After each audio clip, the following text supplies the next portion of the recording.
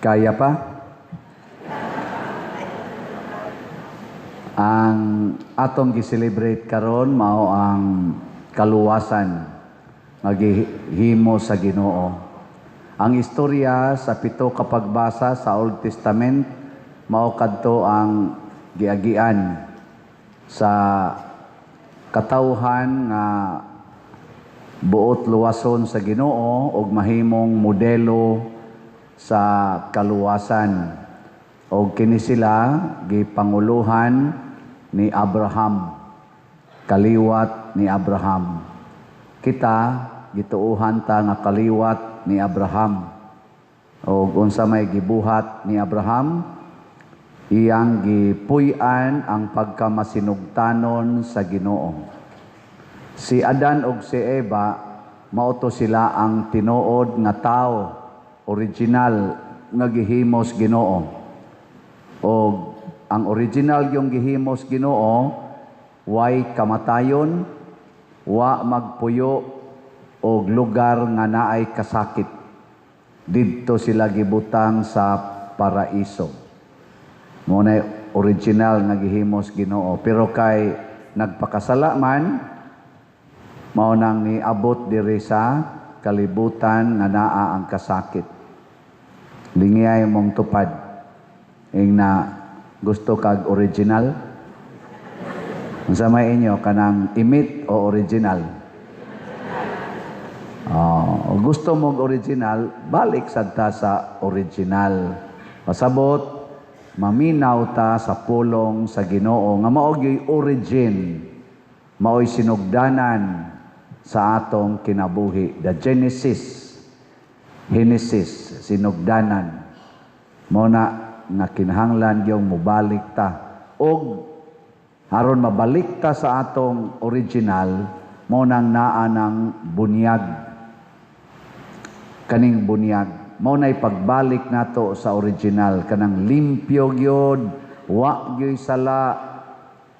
Mo na siya ang bunyag. Karon na atay bunyagan nga mga dagko-dagko na. Mga buangon naman na sila. Na sila yung mga sa, klaro ana mga naong ana, di ay galingkod ay. Tanawan na igtawag na to na ron, mga buangon kayo nag mga naong. Pero inighuman ang nagbunyag, pwede na napatyon. Wa na ginaysala. Pero inigkasunod anang adlaw, posible na po na nga maliwat na sana ni Adan og ni Eva. Nga aron dili ta maliwat ni Adan og ni Eva, mo na mag-renew sa atong baptismal promises. Mo nang doon na sa taroy renewal. Hinaut unta nga ang atong renewal mao gisad ang pagdawat nga mosunod ta ni Abraham. Sa dihang giingnan sa Ginoo si Abraham nga ihawa ang imong anak, iya gyung giihaw. Lingay mong tupad ingna mo ihaw kag anak. Ingna mo ihaw kag anak. Mo ihaw dili. Kinsay mo ihaw og anak, taas ang kamot. Mao na, mahimo gyud mong buangon. Nganong gisugo mas Ginoo nga si Isaac, bugtong anak ni Abraham, ipaihaw ra sad niya. Nakaingon gud si Isaac, tay, niya namang sugnod, niya sang kayo, hain man ang nating karnero nga atong ihalad. Siya man da ito'y gigapos pag-abot dito. Ma-imagine ginako ba, wala tayo gisultis Bible, nilugnot-lugnot, siguro to isa. Ako'y unsa gunit tayo, pag-sure, oy. Ikaw na lang kay akong ihawon tayo, kay ikaw may tiguang. Ako manong 12 anyos imong ihawon.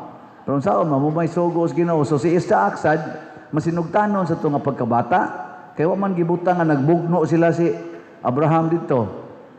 Di gito kadaog tingin sa Abraham, kay atong panahon na si Abraham, 112 years old naman siya. Kaya nanganak to siya ni Isaac, 100 years old man siya. So 112, luya-luya na sa naay, pero nakaabot pa maglakaw at tunto ang bukid. So ligon sila glawas una, pero karon ato, mga 50, 60, mga tiwasono na magnaw. Nilingay mong tupad, napila edad ni mo. Bangutan ay, napila edad ni mo ron. Bangutan baka na Wa na naga tiwasonon karon. Si tinta pa lang, 80 pa, wa na, kumong-kumong na. Pero sa Abraham, nakapamabdos pa ganyan, 99 edad. Mabdos, niyang asawa pa yun, 92. Yun na nga na. Sukol pa ka na. Nga naman, kay nagsunod mas Ginoo, wa gyud imposible sa Ginoo. Na siya. Na ka na inyong dadag, tubig diha, namasin man mong maayo na inyong kinabuhi tungod ng tubig, ang makaayo sa atong kinabuhi, kana yung mamatay ta. Muna, matod pa sa ato rong, sana? Epistula, katong pagbasa na to, sa upaang Ebanghelyo, niingon gyud si San Pablo nga, pinaagi sa bunyag, namatay kita uban ni Kristo. Muna, patay gining ato. Ay mo pangandoy og kinabuhi dinis kalibutan. Kung ang panganduya, ang kamatayon. Nya unsaon man pag-andam ang kamatayon? Unsaon man? Lingay mong tupad, nangandam ka. Mangutan ba, inanangandam na baka. Masahir ba no, danghag kay tastanan. Sige tag hunahuna og kinabuhi. Hala, unsay pangwarta, unsay tambal, unsay maintenance, unsay makaayo. Kanay atong gisigig huna occupied kay taan ng mga hunahunaa. Unsaon nga maayo ko sa akong sakit, unsaon nga matambalan ko asa kong kwarta para sa akong chemo, para sa akong dialysis. Kang kay taana, occupied kayo. Wa gyoy nangandam nga unsaon ako kay mamatay na tingali ko ani ugma. Unsa karon andam na baka ko. Kana unta. Mao ni rong gabidjel ta para ni sa atong kamatayon. Ang kahayag, mauntay musiga nato, ang pagtuo ba, nga naay kinabuhi, nga way katapusan. Dili nang kinabuhi din himoy atong panggaon, kadtong kinabuhi sa sunod. Muna siya. Karon, sa atong pagpadayon, abutan kita ni alauna ros kadlawon, sakto-sakto ra gid ni siya nga inighuman sa atong selebrasyon. Sugat na sad. So, ayon lang magtugtog diya. Patay na ni. Nayuban niya, hangad-hangad na. Wala o diya. Tiwas, manggin mo ron, ani ba? Bigyan mo kasustinir. Patay gin mo. Sige. Ato na ng buhaton, ha? Nindog ta.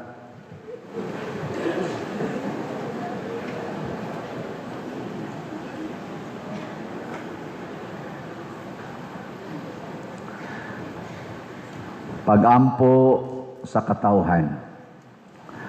Mga igsoon, ang kahayag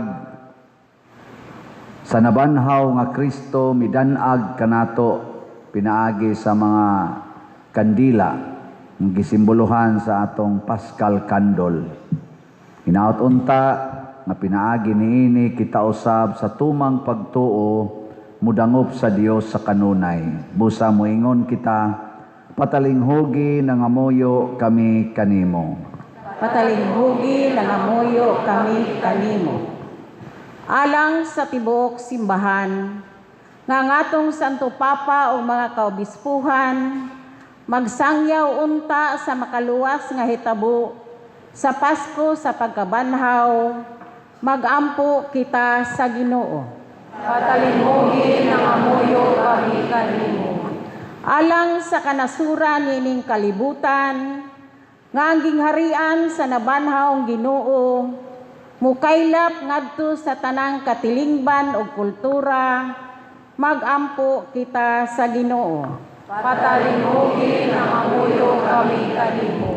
Alang sa mga gibunyagan karong mga gutlua, nga hawa sa kaulipnan sa sala, magpuyo sila sa bag-ong kinabuhi sa nabanhaw nga Kristo, Magampo kita sa Ginoo. Patalingugin ang amuyo kami kanimo. Alang nining nagasimbang katilingban, nga makigambit kita sa malipayong balita sa pagkabanhaw, ngadto sa tanan natong ikahibalag, magampo kita sa Ginoo. Patalingugin ang amuyo kami kanimo. Alang sa nakadawat sa sakramento sa bunyag karon, nga sila Welven, John, Eva May, Jericho ug Jason, nga motubo sila diha sa matuod nga pagtuo, magampo kita sa Ginoo. Patalingugin ang amuyo kami kanimo.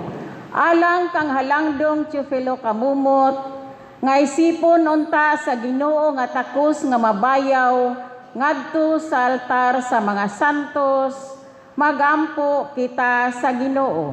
Patalingugin ang amuyo kami kanimo. Alang sa mga proyekto dinhi sa atong simbahan, pinaagi sa pangama ug pagiya nila ni Santiago Apostol ug San Vicente Ferrer, magmalampuson ug mahuman unta, sumala sa atong mga giplano ug gipangandoy, magampo kita sa Ginoo. Patalingugin ang amuyo kami kanimo. Alang sa tanang mga benefactors ug donors sa atong simbahan, nga mihatag og finansyal ug lain-laing hinabang, ug alang sa mga nagtrabaho dinhi sa atong mga proyekto, nga hatagan unta sila sa Ginoo ug daghan pang mga grasya sa ilang kinabuhi. Malikay sila sa mga kadautan ug mulampos unta ang tanan nilang mga paningkamot, magampo kita sa Ginoo. Patalingugin ang amuyo kami kanimo. Alang sa mga nangamatay, kay pinaagi sa bunyag na matay man sila uban ni Kristo, mabanhaw unta sila uban kaniya, magampo kita sa Ginoo. Patalingugin ang amuyo kami kanimo.